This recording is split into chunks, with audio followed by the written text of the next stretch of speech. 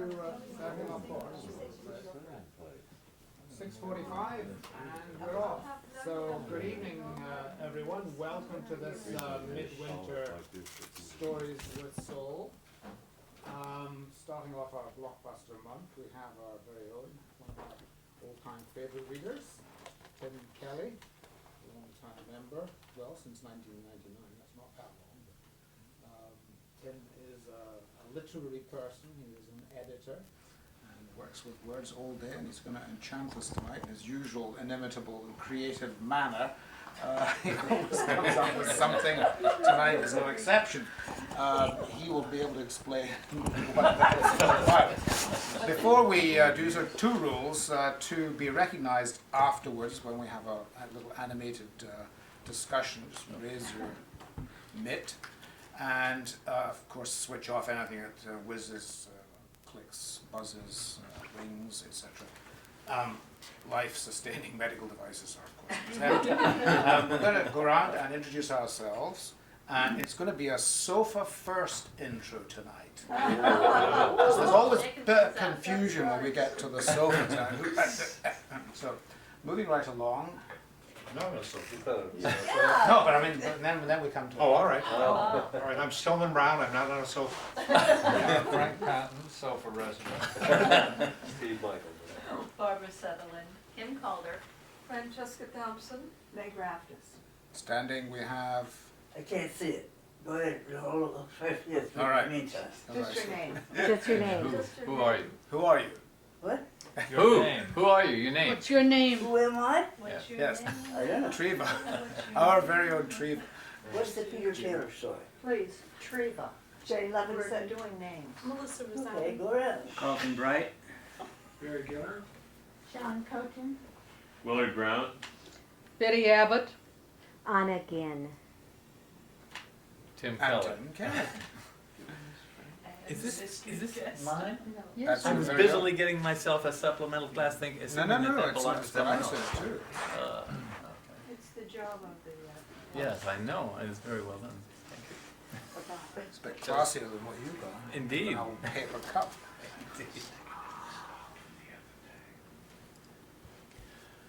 Okay. Yeah, props and. Yes. Okay. Well, Take it away, I Tim. figured democracy and elections work so well in Iraq that you might try them at Stories with Soul, but with a special Unitarian spin, no one will get blown for voting. I had this idea. I'm not trying to promulgate any sort of notion that people's first names influence their literary style, but I thought maybe we'd do like a restaurant. You go in and you see what are you hungry for and you order, and we'll take a collective vote. I have 4 stories, all written by individuals named Peter. They all happen to be male, and they're different stories in various ways. And I'm going to read the first page. I know this is like a really silly exercise, but I hope it would be fun. They're very different. I can say a couple things about each story.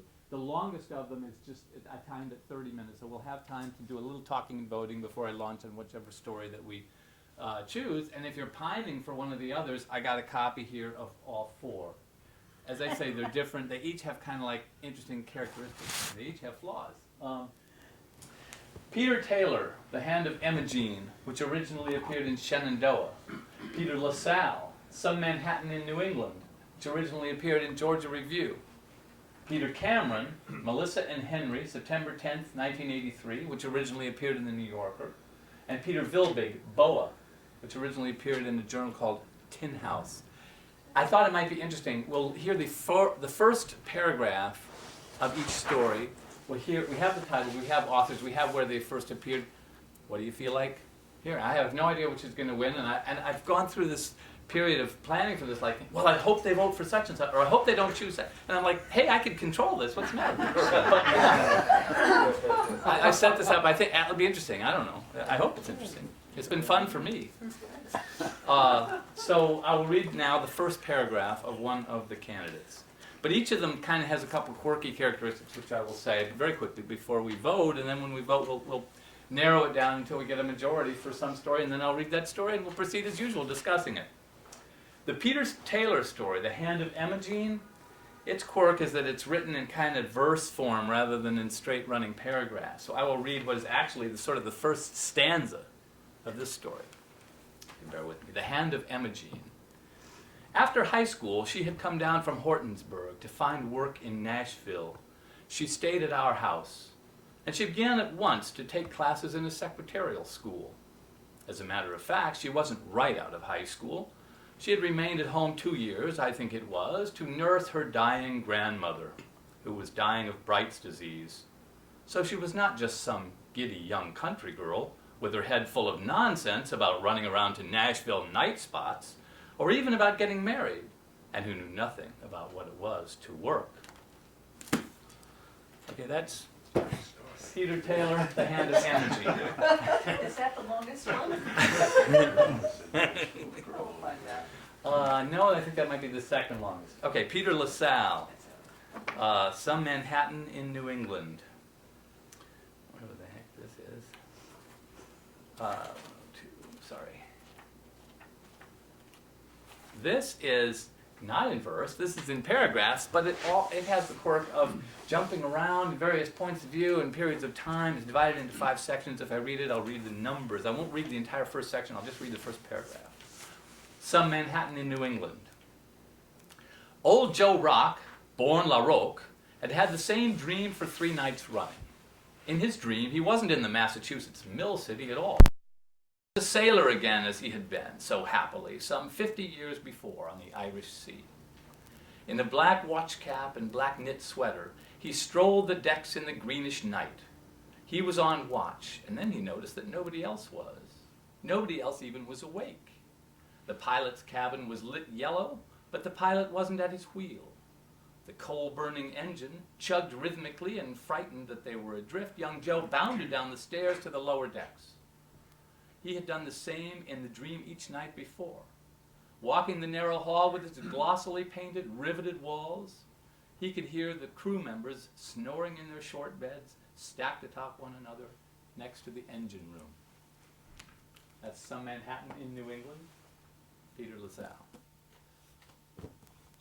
Story number 3, from the New Yorker, Peter Cameron, came out in the 80s. Melissa and Henry, September 10th, 1983. One of the quirks of this story is that it's a female point of view character written by a male author. Read the first paragraphs of this one. Melissa and Henry, September 10th, 1983. At my little sister Missy's wedding, there were flowers at the end of every pew, 6 bridesmaids and 6 ushers, a reception in our backyard with a yellow and white striped tent, and a dance floor built over the swimming pool. My boyfriend, Carl, got so drunk he chased me into the garage and told me in between the Audi and the station wagon that he would never, ever marry me. Then, in a desperate and embarrassing gesture, he snapped the antenna of the Audi and handed it to me apologetically, like a gift. That's Peter Cameron's Melissa and Henry, September 10th, 1983. And finally, Peter Vilgig's Boa.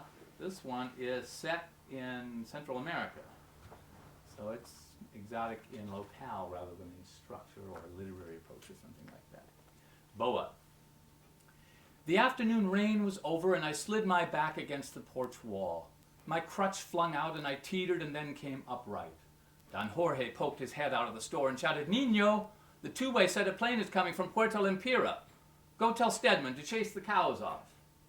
I don't think much of Don Jorge, but I sleep in his storage room on a cot on the back of his store, and I do what he says. In my little corner of the Mosquitia, it rains every day for about 2 hours, and then the sky clears and an absolutely silent, glittering lake is revealed to us lying over the plain. I now jumped into this lake from the porch, feeling with each step that my crutch would sink all the way into the mud, and then I would follow it down, perhaps for many kilometers, before hitting any solid ground. But somehow I managed to make my way towards Stedman's hut. That's Boa by Peter Vilgig. So anyway, here are 4 short stories written by individuals named Peter. I know this is totally unfair, it's like totally superficial and hasty and everything, but I want to gather a consensus because I have no idea. Are we ready to vote? People form an impression about what story they want to hear? Why not? Yes. Okay, just for fun. How many votes for, and this will be the first ballot we'll have until we get a majority. Peter Taylor, The Hand of Emogene. Help us, somebody hit a 1, 2, 3, 4, 5. Okay, first 5. I think that's correct. Peter LaSalle, Some Manhattan in New England. 1, 2, that does not surprise me. 3, 4, 5. 5. Seagoing story. Peter Cameron, Melissa and Henry, September 10th, 1983. Okay. 1, 2, 3, 4, 5. Wow. This is ruining my experiment in literary democracy. Was that 5? Okay. And now finally, Peter Vilgig, Boa. How many votes for that story? 1. So he's our tiebreaker. He gets. Yeah, I guess that's it. Just Story one we vote do. for Boa. Okay. It's all up to him. That simplifies it. It's up to you of these 3 remaining Peters. Did he vote? How are they for length? For length, they're all. I didn't want to get out of it. None of them are, as I said, the longest is about half an hour. Which one is that? Which one is that? I think that's Some Manhattan in New England. Although this one may be close to that, but none of them are going to keep us here for an hour. I promise you. I'm fascinated by all of them. How long would it take to read? They can, of course, be scheduled in future. I was thinking of that. I also have copies if people are dying to know to check them out, or could make more schedules, or I could lend them to people. You know, so it's not like I'm keeping secrets, but obviously we have time for only one.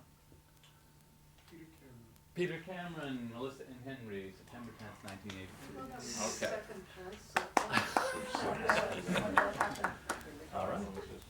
Democracy rules by a very excitingly narrow margin.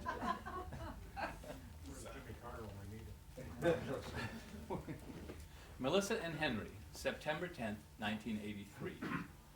At my little sister Missy's wedding, there were flowers at the end of every pew, 6 bridesmaids and 6 ushers, a reception in our backyard with a yellow and white striped tent, and a dance floor built over the swimming pool. My boyfriend, Carl, got so drunk he chased me into the garage and told me, in between the Audi and the station wagon, that he would never, ever marry me. Then, in a desperate and embarrassing gesture, he snapped the antenna of the Audi and handed it to me apologetically, like a gift. To get away from Carl, I went upstairs to Missy's in my old bedroom. A woman I didn't recognize was lying on one of the twin beds, surrounded by Missy's dolls from many lands. I sat on the other bed. "Were you a bridesmaid?" the woman asked. "Maid of honor," I said. I looked at my dress and decided to take it off. Missy's going-away outfit was laid out on the bed as if she had dyed in it and been carefully extracted. I thought about putting that on and leaving myself, but instead I changed into a pair of jeans and a turtleneck with green hearts all over it. The woman watched me change.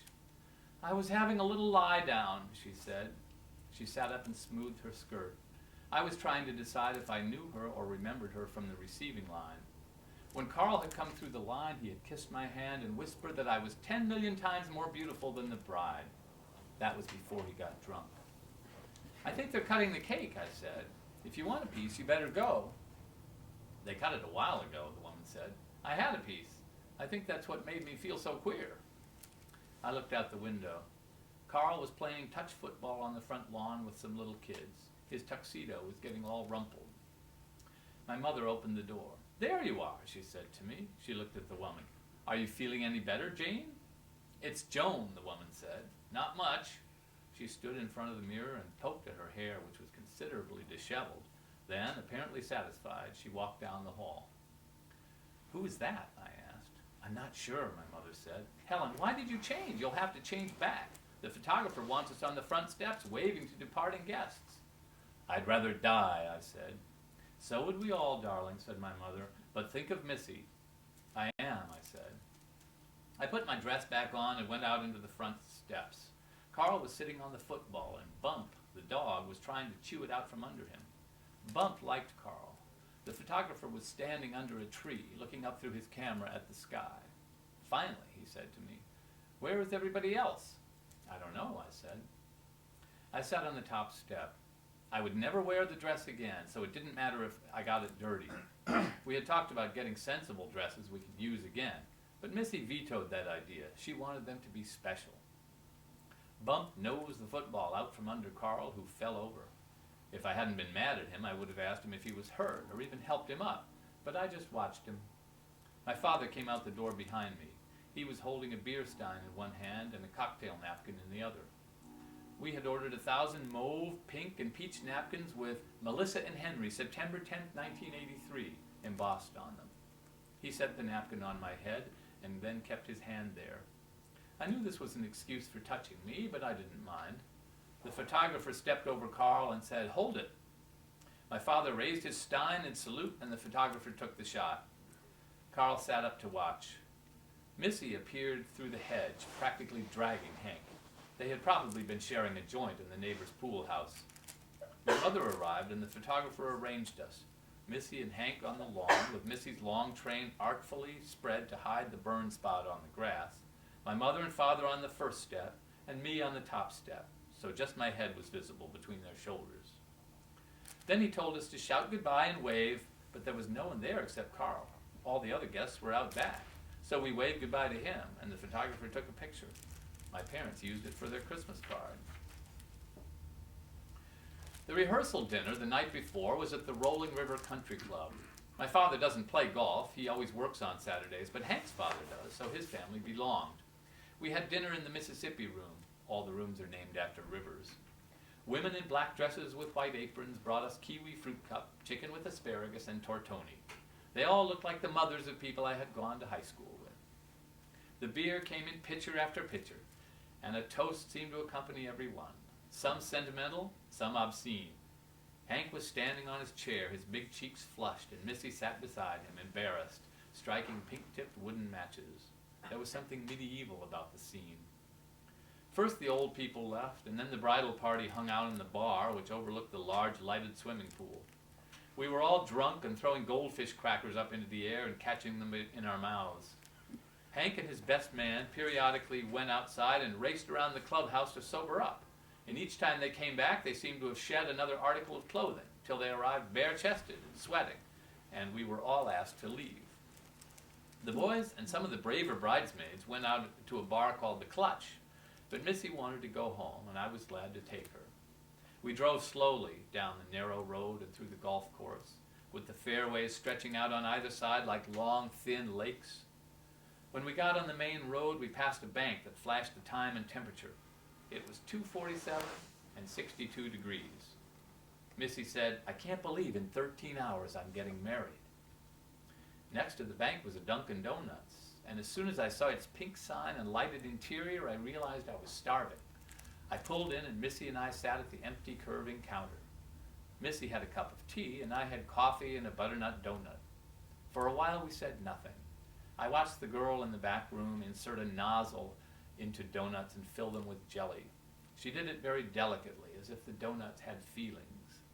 It was all so peaceful in that way that only the very middle of the night is. Finally, Missy said, "What did you think of all that?" She was picking up the crumbs from my donut with her moistened middle finger. "You mean the dinner?" I said, "or the rehearsal?" "Both," said Missy. "I think it's a nice service," I said. "I like the traditional vows. When people make them up, they sound so phony." "I don't know," Missy said. "About what?" "About it all," Missy said. "About this whole thing. I mean, not about getting married, just how to do it. I'm afraid if I leave anything out, I'll regret it later. I don't want to be 35 and cry because I didn't have a wedding cake with the bride and groom on top, or a book for guests to sign. But now I really don't know. Even though I thought you would probably regret the things you did more than the things you didn't do, I said, I went to a wedding where they had carrot cake instead of wedding cake. It was a joke. The frosting had raisins in it and looked all lumpy." Missy took a linen napkin out of her coat pocket and opened it on the counter. Inside there were 2 jumbo shrimps. "I stole these from the sushi bar at the dinner," Missy said. "I felt like I should keep them to show my children or something. Or freeze them and eat them on our anniversary." The shrimp were already turning tan and hard. Missy poked one of them. "This is really stupid," she said. "Let's get out of here." We got up and left, and as I started the car, I saw the girl come and clear our things. She didn't look twice at the shrimp. She just dumped them in the bucket with our mugs and crumbs and lemon rind. I hoped Missy hadn't seen. Carl and I had planned to stay overnight after the wedding, but we didn't. After the last guest left, I found him fast asleep in the Cougar we had rented to drive down to Jersey the day before. I had gone to the car, which was parked halfway up the street, to get my special present for Missy, antique earrings I had bought in Soho. I forgot to give them to her before the wedding, and now it would have to wait. She and Hank had driven off in the limo an hour ago. They were staying at the Holiday Inn at Newark Airport and flying to St. John in the morning. I sat in the passenger seat and looked at the earrings and thought about keeping them for myself. But they were for Missy, and I wanted her to have them. Or rather, I wanted to give them to her. The summer Missy started seeing Hank, I had said a very mean thing about him. Hank was the state champion pole vaulter, and Missy took me to a track meet to watch him jump. While all the other athletes ran around and stretched and threw things, Hank lay on the crash mats with his shirt off, sunbathing. When it came time for him to jump, he jumped higher than anyone else. But later he told me it was all technique and didn't really require much practice once it had been mastered. He chewed tobacco and spat. I called him a lazy slob, and it was one of those things everyone pretends to forget but remembers. So it was nice of Missy to ask me to be maid of honor, even if she did ask our other sister, Kara, first. That made sense because Kara is closer in age to Missy. Unfortunately, she was spending a semester in Alaska and couldn't come home. She sent a postcard of an Eskimo couple standing outside their igloo. When I looked up, I saw Mr. Chateau walking his Great Dane, Sheba, along the street. It was his house we were parked in front of. We didn't know him very well, and he hadn't been invited to the wedding. Since all the guests had left, the Cougar was parked all by itself at his curb in the dark, and Mr. Chateau came over and looked in the open window. So did Sheba. "Hello," I said. "Ah, good evening," Mr. Chateau said. "How was the wedding?" "Fine," I said. Carl woke up with a lurch in the back seat. He surprised Mr. Chateau and Sheba, who barked. "Where are we?" he asked. He thought we had been driving. "Right here," I said. "We haven't moved." "Good night," Mr. Chateau said. "What are we doing in the car?" Carl asked. "Nothing," I said. "Hanging out." "What time is it?" "About 10," I said. "I don't know." Carl untucked his shirt and then tucked it back into his pants. His cummerbund had come undone, and he picked it up off the floor of the car. He tried to climb into the front seat, but bumped his head on the ceiling. "Ow," he said. I laughed. Carl opened the door and stood on Mr. Chateau's front lawn. "It's kind of nice out here," he said. "It's quiet." I didn't say anything. I held the pearl earrings against my ears and looked at myself in the rearview mirror. One of Missy's dumb friends had offered to do the makeup on the bridal party as a wedding present. She put a ton of makeup on me, and it was all smudging or worn off. I looked a mess. Carl leaned in through the open window and rested his head on his hand so that the top of his head almost touched my shoulder. "Ellen, what I said," he whispered, "about marrying you, I'm sorry." "It's okay," I said. I threw the earrings over his head onto Mr. Chateau's lawn. It was for effect only. I made sure I marked the spots where they landed. "I never said I wanted to get married." "I thought you did." "I don't want to talk about it." "Are you drunk?" Carl asked. "Because if you are, we shouldn't be having such a serious discussion. We should wait." "I'm not drunk," I said. "I am." He looked down at the street. Mr. Chateau turned on the large screen TV in his living room, and the whole room glowed. "So do you want to get married?" Carl said to his feet. "I thought we weren't going to talk about this now," I said. "I meant if we were both drunk. You said you weren't." "Oh, you can talk about it when you're drunk, but I can't?" "No," Carl said. He leaned his head back in through the car window. "I meant that since this is an important discussion, one of us should be sober, to remember what we say. If we're both drunk, we shouldn't waste our time." I wasn't sure what to say. "But this is really ideal," Carl continued. "I'm always more honest when I'm drunk." "Good," I said. "Be honest." "About what?" "About me. About us." "Maybe I'm just scared," Carl said. "Maybe we should get married. I mean, Missy and Hank." I touched his head to shut him up. He had slicked his hair back with Tenax, so his forehead was smooth and exposed and warm, and with my palm on it, I tilted his head so I could look at his face. "Will you get my earrings?" "What?" I threw them out the window. Missy's earrings. "Where are they?" "One is by the mailbox, and one is by the little dwarf, the statue." Carl straightened up, and I directed. "You're getting warmer," I said as he walked toward the mailbox. "You're hot. You're burning. You're on fire." When I went inside to get our stuff, I found my father asleep on the living room couch. The TV was on, but the sound was turned very low. It was Fantasy Island. I turned it off. "Hey," my father said, "I was watching that." I made no move to turn the set back on, and neither did he. I shifted some wedding presents from the love seat onto the floor and sat down. "Where's Mom?" I asked. "She's taking a bath," my father said. "Where's the prince?" For some reason I don't particularly care to know, my father has always called Carl the prince. "He's taking a walk," I said, "to sober up. We're going back tonight." "Does he always get that looped?" "Only at weddings," I said, "and cocktail parties." "I met your mother at a cocktail party. She was wearing a cocktail dress. She was drinking a cocktail. I was looped." "I met Carl at a fraternity party," I said. "He was wearing a toga and drinking beer from a plastic cup." "I'd pick your mother any day," my father said. The phone rang. I went into the kitchen and answered it. "Oh, God," Missy said, "this is me."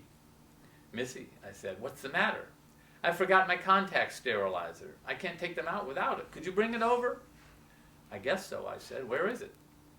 "I'm not sure. Mom might know. I thought I packed it." "We'll drop it off on our way back. We're leaving in a little while. What floor are you on?" "I have no idea," Missy said. "It's up high. Ask at the desk." "What are you doing?" I asked. "How's married life?" "Okay," said Missy. "But my eyes are burning. Hank is taking a sauna. There's one in the bathroom. He's never had one before." "You should take one together," I said. "It's your wedding night." "I can't unless I take my contacts out," Missy said. "They melt or something." "Do you want to talk to Mom?" "God, no," Missy said. "Okay," I said. "We'll be over around midnight." "Thanks," said Missy. "See ya." I hung up the phone. My mother came into the kitchen fresh from her bath. She was wearing a robe and had a towel wrapped around her head like a turban. When I try to do that, the towel unwinds every time I move my head. My mother can do aerobics and keep the towel intact. She is very beautiful. She was always playing countesses at the local dinner theater. She sat down at the kitchen table and looked at her reflection in the dark kitchen window. "I better go find Carl," I said. "He's taking a walk. We're leaving." "Oh," my mother said. She rested her hands, palm down, on the table and studied her nails. She had had them manicured and painted to match her peach-colored dress for the wedding, but the polish was already gone. I'm sure she did it, sitting in her bath with the cotton balls and nail polish remover carefully arranged on the portable vanity table that stretches across the tub. I was irked that she had already stripped her nails. If I had peach nails for my daughter's wedding, I would have let the polish chip off, little by little, for days. The sign outside the Holiday Inn said, "Welcome Polar Bears." It didn't mention Missy and Hank. I parked the car. "Do you want to come in?" I asked Carl. "No," he said. "I've had enough of Missy and Hank for one day." "Okay, I'll be right back." I went into the lobby holding Missy's sterilizer. She was sitting on a couch there, reading People. "Missy," I said, "what are you doing down here? I was going to bring it up." "Hank goes asleep," Missy said. "He's had a rough day, and the sauna kind of exhausted him." "Oh," I said. I had had visions of creeping down a long, quiet hallway and knocking on the door of the bridal suite, leaving the sterilizer outside and running back to the elevator. I had visions of Missy opening the door in her wedding gown or a negligee. I wasn't prepared to find her sitting in the lobby in jeans and t-shirt. I still had on my bridesmaid dress, and I felt as if I was the only one left who had anything to do with the wedding. "Do you want to get a drink?" I asked Missy. "There must be a bar in here." "I'm tired," said Missy. "We have to get up at 6:30. "I feel like going dancing," I said. "Go dancing," Missy said. "But it's your wedding," I said. "Don't you want to do something fun?" "Helen," said Missy, "I want to go to bed, okay?"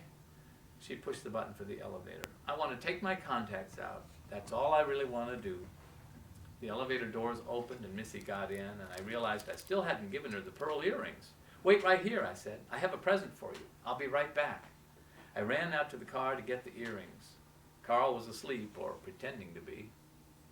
In the lobby, Missy was still standing in the elevator, holding the door open with her hand. I noticed her ring for the first time. "Here," I said. I handed Missy the earrings. She opened the tissue wrapping and looked at them. "Thanks," she said. "They're really pretty." "They're antiques," I said. "Why are you giving them to me?" Missy asked. "Do you feel sorry for me?" "No," I said. "I feel happy for you. I'm happy for you." "Oh," said Missy. "I wasn't sure. I feel like everyone's sorry for me." "Well, isn't it a little anticlimactic?" I asked. The elevator alarm started buzzing and Missy stepped out. The doors closed. "I mean, aren't you sorry it's all over?" "No," said Missy. "I'm happy. I wish you'd stop feeling sorry for me." "I don't feel sorry for you," I said. "I just told you that." "Helen?" "What? What do you think about Hank? Do you still think he's a jerk?" I didn't know what to say. I pushed the elevator button and the door opened. It had gone nowhere.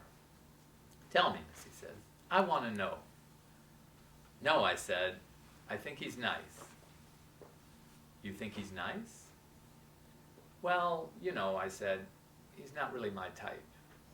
"He's like Carl," Missy said. "No, he's not," I said. "At least, I don't think so."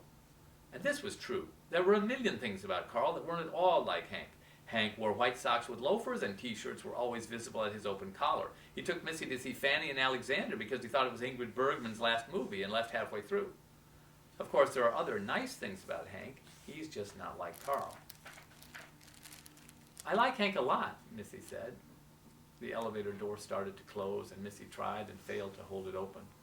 It knocked one of the earrings out of her hand and down the crack into the void. "Oh, God," Missy said. She started to cry. "Missy," I said, "what's wrong?" "I don't know," Missy said. She rested her arms along the wall and hid her face against them. I patted her on the back. Her hair was still full of hairspray from her bridal hairdo, and every time she gulped, it all moved at once, like a wig. A woman wearing a fur coat and slippers came through the lobby doors, walking a cat in a harness, and stood beside us. The cat had a little crystal necklace on. "I better go up," Missy said. She had stopped crying. "Are you sure you're all right?" "I'm just tired," Missy said. "Please don't tell Mom, okay?" "Of course not," I said. Missy looked at her remaining earring. "If they don't find it, I'll get a second hole in one ear," she said. "I can wear it with my jade studs." "That would look pretty," I said. The elevator door opened and the woman and the cat and Missy got in. The woman picked up the cat and pushed her floor button with the cat's small paw. The doors closed and I stood in the lobby for a moment. I remembered this afternoon and Missy walking down the aisle. I went first, and Missy and my father waited until I was all the way in the sanctuary before they began. I turned around and watched them. It seemed to take them forever to march past all those upraised, weeping faces, and I remember thinking it was more like climbing up a hill than walking down an aisle. Meeting someone, getting him to call you, kissing him, falling in love with him, sleeping with him, getting engaged, shopping in a bridal mall, choosing the band and the caterer, losing weight to fit the dress, opening the wedding presents, sitting through the rehearsal dinner, waking up in the morning knowing you were going to be married that day. All these things seemed like little plateaus on some mountain Missy had climbed during the past year, and as I saw her get closer, I realized I didn't want her to arrive at the top. I felt scared for myself up there, scared that in all that wind and silence and love I'd lose my balance or blow away. Even the air seemed insubstantial and strangely cool. I was glad when it was all over and we stood outside the church, our backs to the traffic, laughing. When I came out of the hotel, a plane passed so close I saw faces in the tiny lighted windows. Carl had pulled the car up outside the door and was waiting with the engine running. I was glad he had waked up, for I was in no mood to drive home in silence. I could hardly wait until we got out on the highway. We'd put the top down and turn the radio up loud and speed.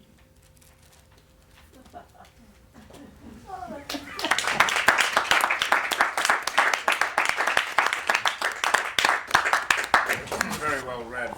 Well, just a little reminder, hands up for anyone who wants to make any points about the story. Great story. I'd love to hear the other ones. I'll compare and contrast them with oh, never mind.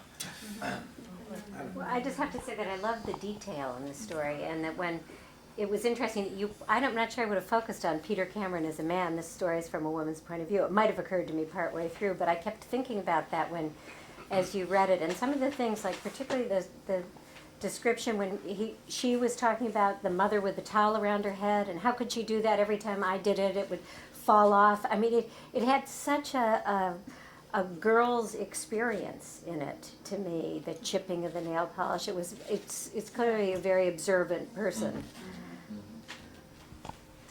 It sort of reminded me of Member of the Wedding. You know, the novel by Southern author, anyway. Frankie. Carson McCullers. Yes, Carson McCullers. I thought it was a very poignant, very thoughtful, detailed story. I was listening for you to give any clues that it was funny. I didn't find that it was funny. I thought it was amusing occasionally. I thought it was well constructed. But if others were laughing around me, I missed that. I mean, I thought it was poignant.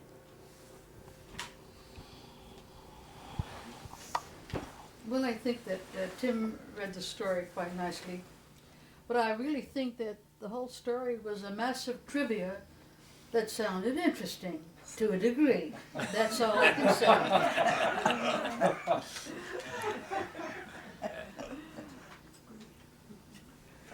Well, I was interested in Meg's comment because I thought the story was continuously sad, and that it was the relationships, all of the relationships seemed a little bit sad to the extent we knew about it. There was something odd about the father's relationship to the daughter, something strange about he wanted to touch her, and there was some sense that maybe there was something that shouldn't have occurred, but that her relationship with, let's see, her boyfriend was Carl.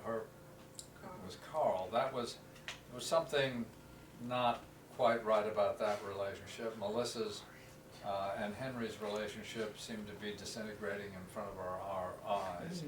And it just had an air of kind of continual sadness. I thought it was a wonderful story. Tim, I thought you read it just beautifully. Thank you. And I enjoyed it a great deal. I thought it was a very good story.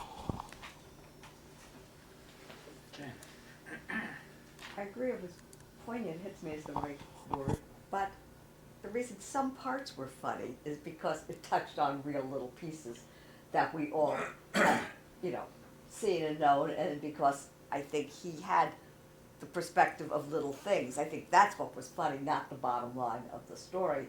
What hit me and what made it very poignant is that so many people go through what looks to the outside world like a good and proper thing or a happy thing or a whatever it is thing, and underneath there are all the other parts.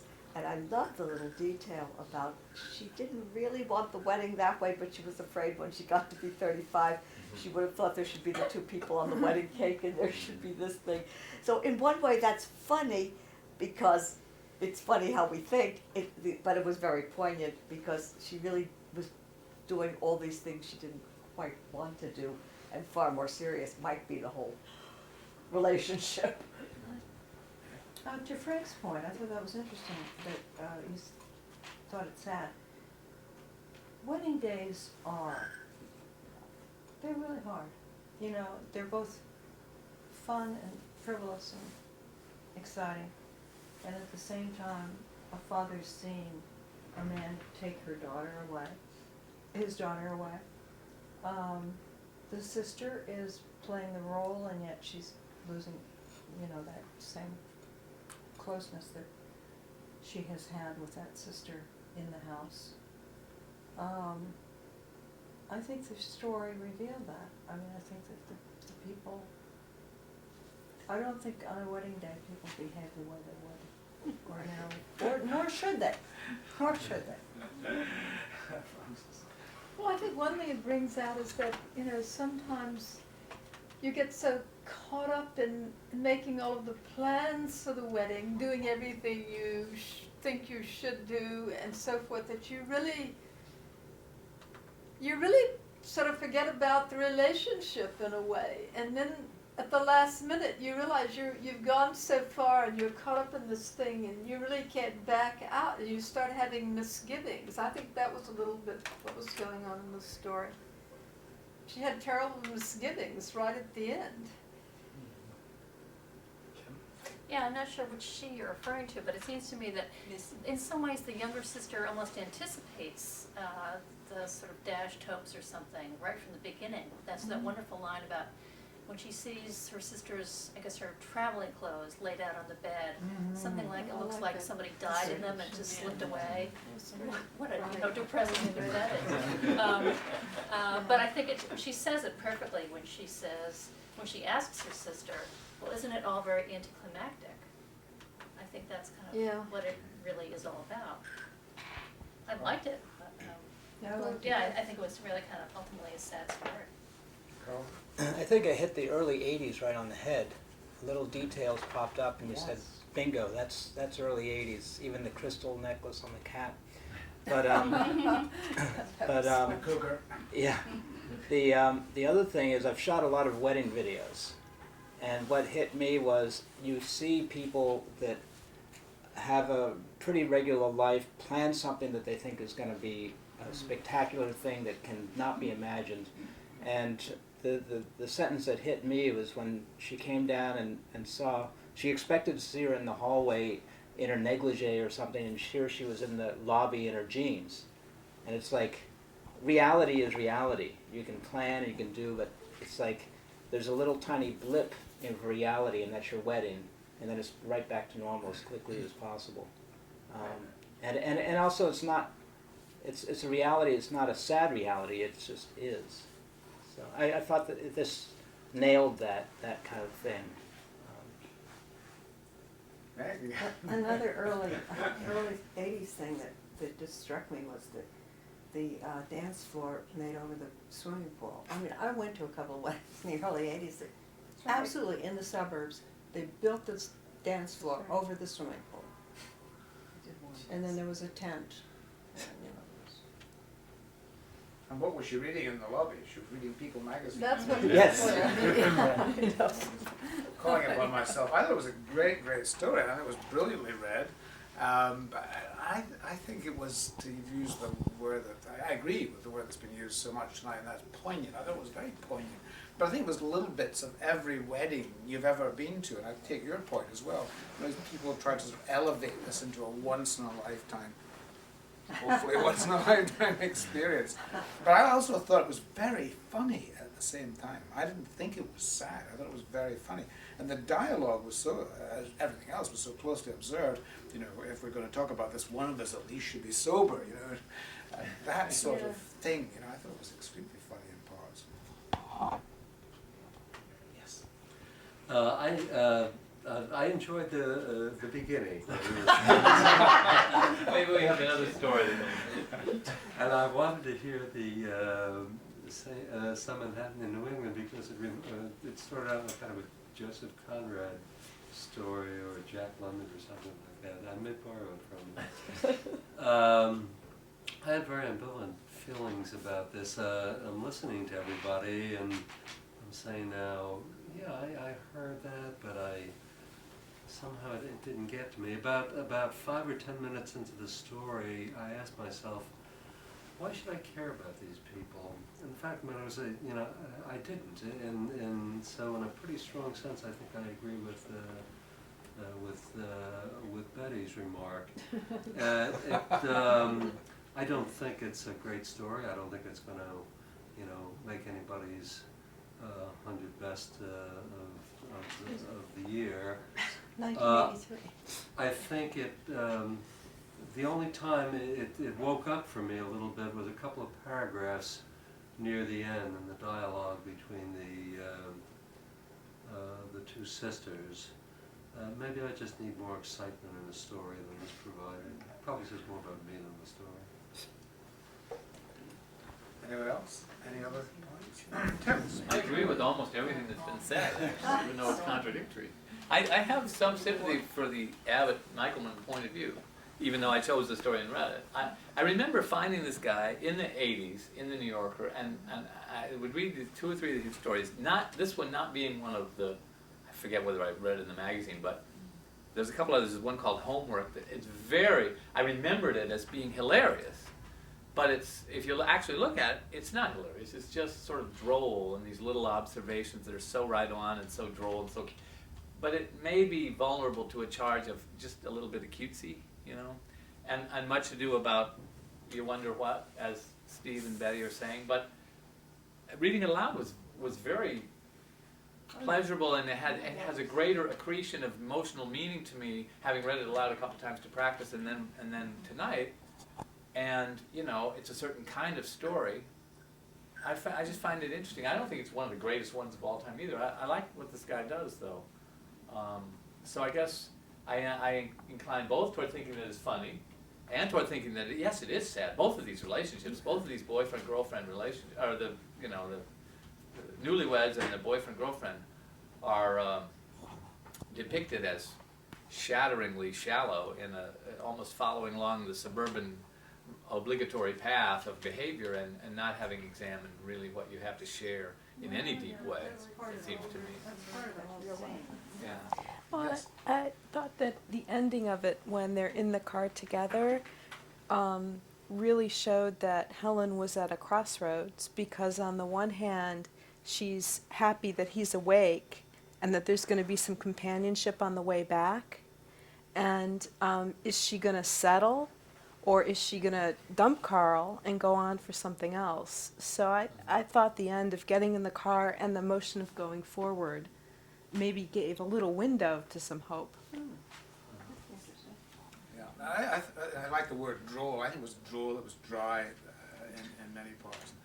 Just yesterday, a little aside here, I was on the BBC website, and there was a story in the UK of a bride who had just stabbed her husband of 1 week. And he died, actually. And they had some falling out. He'd thrown some flowers down, and he'd been kind of abusive and had a few drinks, and thrown some flowers down, stomped on them, and she stuck him with this knife. And but the thing that struck me was that her profession, she was a counsellor in life skills. And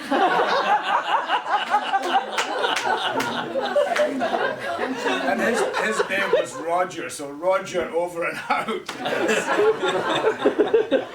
Dear. Okay, well, to continue the blockbuster month of February, we have next week, straight from her very critically acclaimed role as Mrs. Malaprop in Sheridan's The Rivals at the Vivian Beaumont Theatre, we have Dana Ivey, who is going to read Tresseline, I think that's how it's pronounced, at Dawn by Ellen Gilchrist. We had an Ellen Gilchrist story just the other week.